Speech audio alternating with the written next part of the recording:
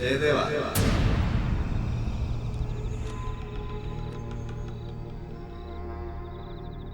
അച്ഛൻ. നീ എന്നെ വിളിച്ചോ? അച്ഛൻ, ഞാൻ സഖാവ് രാഘവൻ, അങ്ങനെ ഒരാളുണ്ടായിരുന്നു. പക്ഷെ അയാളെ ഞാൻ നിന്റെ ഈ എഴുത്തിൽ എവിടെയും കണ്ടില്ല. അച്ഛാ, തെറ്റുകൾ വരാതിരിക്കാൻ ഞാൻ ശ്രമിക്കുന്നുണ്ട്. എടാ, ഞാൻ നിന്നെ കുറ്റപ്പെടുത്തുകയല്ല. ഇതിൽ മുഴുവൻ തെളിഞ്ഞു നിൽക്കുന്നത് നിന്റെ അച്ഛനായ രാഘവനാണ്. അങ്ങനെ ആവരുത്. എഴുത്തുകാരനെങ്കിലും ചരിത്രത്തോട് നീതി പുലർത്തണം. അച്ഛൻ്റെ പഴയ ചില സുഹൃത്തുക്കൾ, ചില കുറിപ്പുകൾ, അത്രയും ശേഷിക്കുന്നുള്ളൂ. അത് വെച്ച് ഞാനും ശ്രമിക്കുകയാണ്. ഇതുവരെ എഴുതപ്പെട്ടതിലൊന്നും ഞാനില്ല മോനെ. പറഞ്ഞു കേൾക്കുന്നതിലും നിനക്കെന്നെ കണ്ടെത്താൻ പറ്റുമെന്ന് തോന്നുന്നില്ല. കാരണം ഞങ്ങളെ അറിഞ്ഞവരെല്ലാം മണ്ണോട് ചേർന്ന് കഴിഞ്ഞു. ബാക്കിയുള്ളവർ ഇനി മിണ്ടില്ല. അച്ഛൻ തരണം എനിക്ക് സൂചനകൾ. എൻ്റെ സംശയങ്ങൾ വേറെ ആരോട് ചോദിക്കുക? ഇരിക്ക.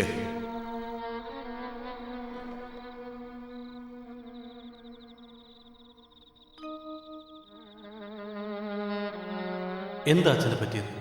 എവിടെയാണ് പിഴ വന്നത്? എന്താ എന്താ അച്ഛൻ ചിരിക്കുന്നത്? എൻ്റെ പിഴവുകൾ നീ കണ്ടെത്തണം, നിന്റെ ഈ എഴുത്തിലൂടെ. എന്നിട്ട് ആ തെറ്റ് നീ തിരുത്തണം. എനിക്കത് സാധിക്കുമോ?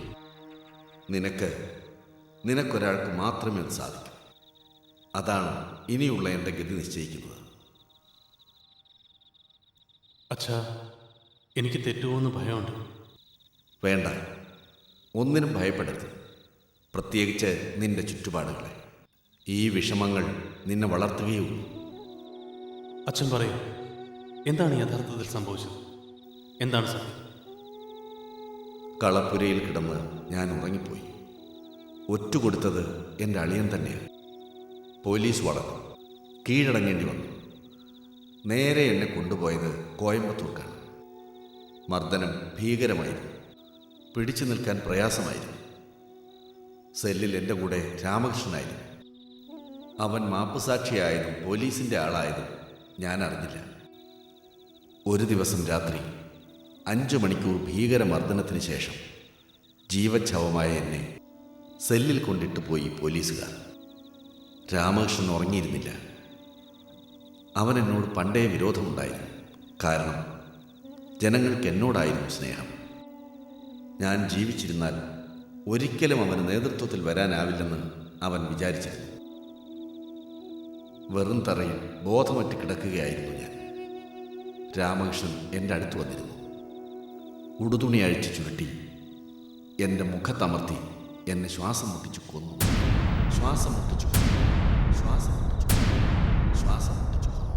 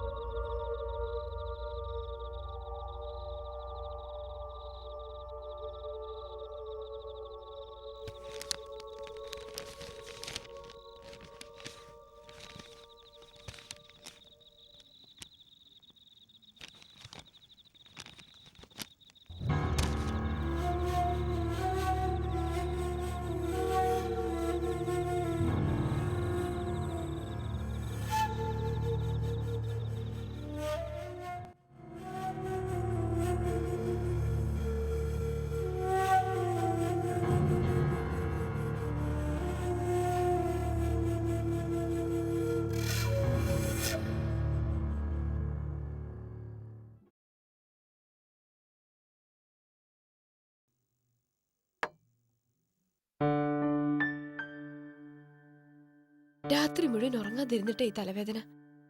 ജോലിക്ക് പോകുന്നില്ല. ആരോഗ്യെങ്കിലും നോക്കിക്കൂടെ ദേവേട്ട?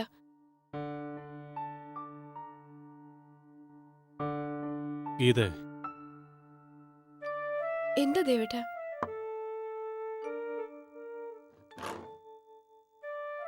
ഇന്നലെ രാത്രി അച്ഛൻ വന്നു. ആര്? അച്ഛൻ, എന്റെ അച്ഛൻ. പാതിരേക്ക് ഉറങ്ങാതിരിക്കുമ്പോ പലതും തോന്നും. അല്ല, ഞാൻ കണ്ടു, സംസാരിച്ചു. അതാണോ തനിയെ വർത്താനം പറഞ്ഞത്? എഴുത്ത് വഴിമുട്ടി നിൽക്കുകയായിരുന്നു. അച്ഛൻ വഴി തിരിച്ചു തന്നു. ഭഗവാനെ, ഗുരുവായൂരപ്പ, രക്ഷിക്കണേ. പേടിക്കണ്ട, എനിക്ക് ഭ്രാന്തൊന്നുമില്ല. നമ്മൾ കാണുന്ന ചില കാര്യങ്ങൾ മറ്റുള്ളവരെ കാണിച്ചു കൊടുക്കാൻ പറ്റിയെന്ന് വരില്ല. അതുകൊണ്ട്. എന്താ ദേവേട്ട ഇങ്ങനെ? ഞാൻ നിന്നെ വല്ലാണ്ട് കഷ്ടപ്പെടുത്തുണ്ടല്ലേ, എനിക്കറിയാം. പക്ഷേ കുറച്ചു നാളും കൂടി നീ ഒന്ന് സഹിക്കണം. ഈ എഴുത്തൊന്നും തീർന്നോട്ടെ. എന്റെ കാര്യം ദേവേട്ടൻ മറന്നേക്ക്. സ്വന്തം കാര്യം നോക്കിയാ മതി.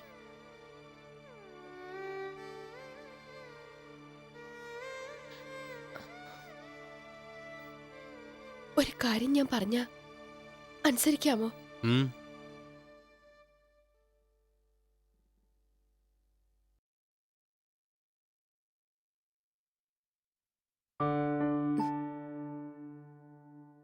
President manager, progress publishers, New Delhi. എന്താ? ഡേവിഡിന് പറ്റിയ ജോലിയാ. യോഗ്യത ഇംഗ്ലീഷ് എം എ. ദേ, വീട്ടിലിരുന്ന് ജോലി ചെയ്യാം, എഴുത്തും മുടക്കണ്ട. ശരി, നിന്റെ ഇഷ്ടം പോലെ ആവട്ടെ. ഞാൻ അപേക്ഷിക്കാം.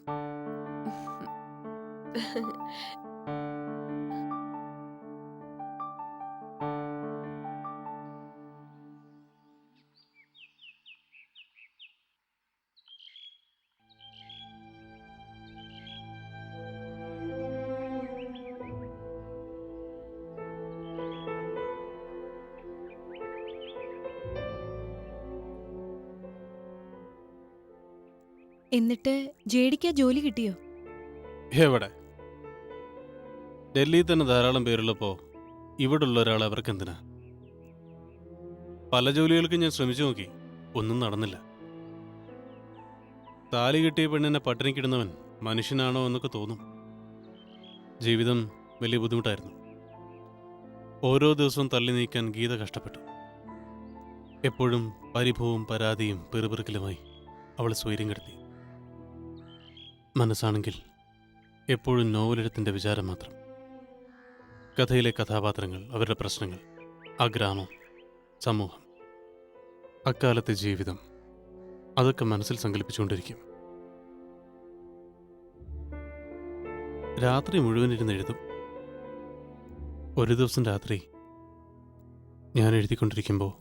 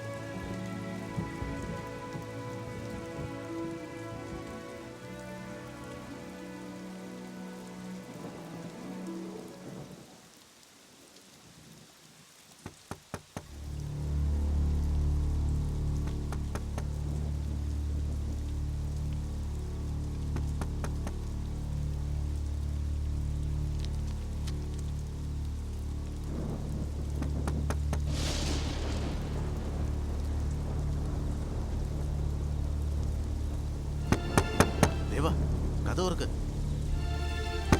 ദേവാ, കഥ ഓർക്ക്.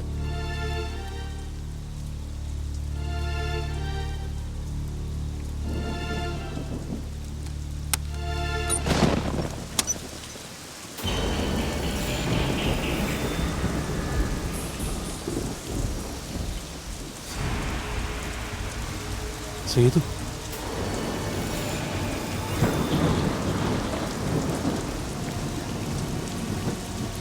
നീ എന്ത് രാത്രിയിൽ? ഞാനിതാ വരുന്നു.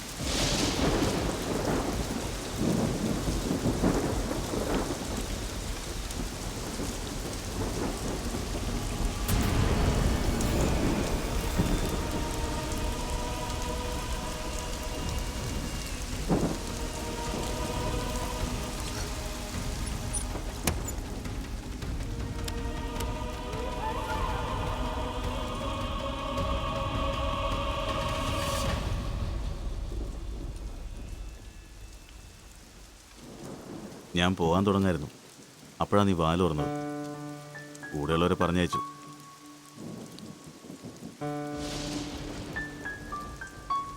നിന്റെ വിവാഹത്തിനെത്താൻ പറ്റിയില്ല.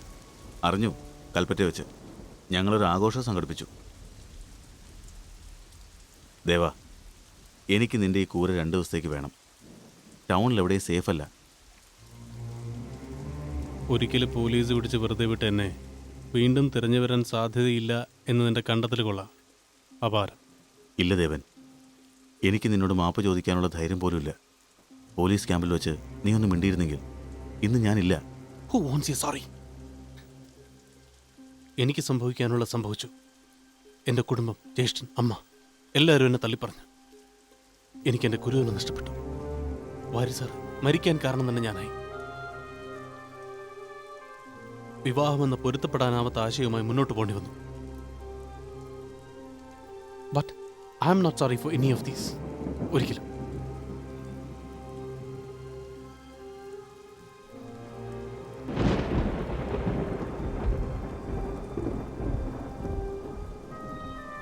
ഗീത ഉറങ്ങിയോ? നീ ആരാണെന്ന് അവൾ തൽക്കാലം അറിയണ്ട. നിനക്കിവിടെ നിൽക്കാം.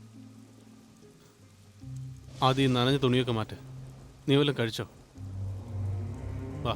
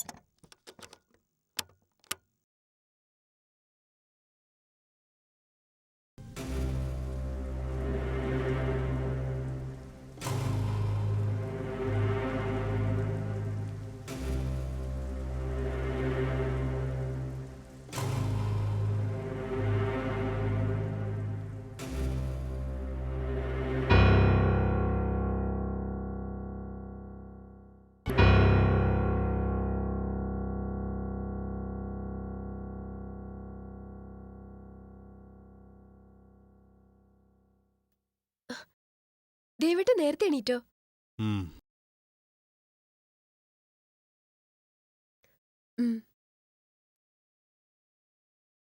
രാത്രി എന്തൊരു മഴയായിരുന്നു. ഇടിയും മിന്നലും. ഞാനൊന്നും അറിഞ്ഞില്ല. ഗീതേ, എൻ്റെ ഒരു ചങ്ങാതി ഇന്നലെ രാത്രി വന്നിരുന്നു. പഴയ സ്കൂൾമേറ്റാ. ഇവിടെ ചന്ദനത്തേലത്തിൻ്റെ ഏർപ്പാടാ. ഒന്ന് തങ്ങിക്കോട്ടേന്ന് ചോദിച്ചപ്പോൾ ഞാനങ്ങ് സമ്മതിച്ചു. 1-2 ദിവസം മാത്രം. ഇത് ദേവേട്ടന്റെ വീടല്ലേ? ദേവേട്ടന്റെ ഏത് സുഹൃത്തിനെയും എത്ര കാലം വേണമെങ്കിലും ഇവിടെ താമസിപ്പിക്കാം.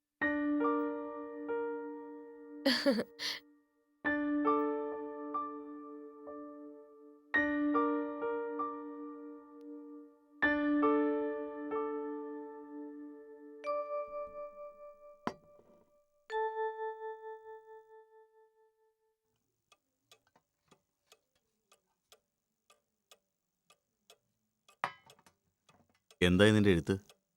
നടക്കുന്നു. 2 ദിവസമായിട്ട് മടിയാ. ഒന്നും എഴുതി കണ്ടില്ല. അതുകൊണ്ടെന്താ, ആൾക്കൊരു മുഖപ്രസാദം വന്നിട്ടുണ്ട്.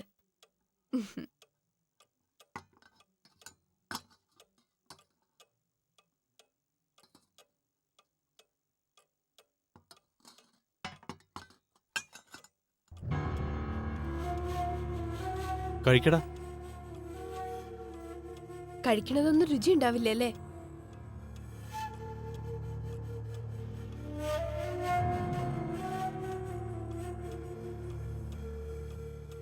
വെള്ളിയൂരെന്ന് കേട്ടിട്ടുണ്ടോ പെങ്ങള്?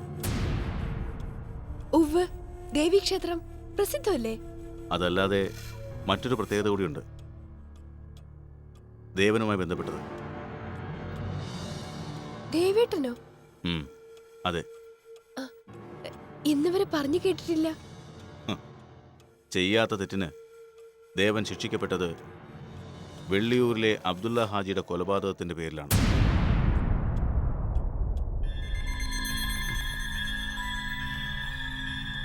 അല്ല, നീ എന്തിനാ അതൊക്കെ ഇപ്പൊ പറയുന്നത്? എൻ്റെ പേര് സേതു. ദേവൻ എൻ്റെ സുഹൃത്ത് മാത്രമല്ല, സഹപാഠിയും സഹമുറിയനും ഉപദേശകനും ഒക്കെയാണ്. അതിനേക്കാളെല്ലാം വലിയൊരു കാര്യമുണ്ട്. ഞാൻ ഇന്നിവിടെ ഇരിക്കുന്നത്, ദാ ഈ ഭക്ഷണം കഴിക്കുന്നത് ഈ ഒരൊറ്റ മനുഷ്യൻ്റെ കരുണ കൊണ്ടാണ്. ദേവേട്ടൻ അറസ്റ്റിലായത് എനിക്ക് വേണ്ടി. വെള്ളിയൂര് ആ കൃത്യം നടത്തിയത് ഞാനും എൻ്റെ സുഹൃത്തുക്കളുമാണ്.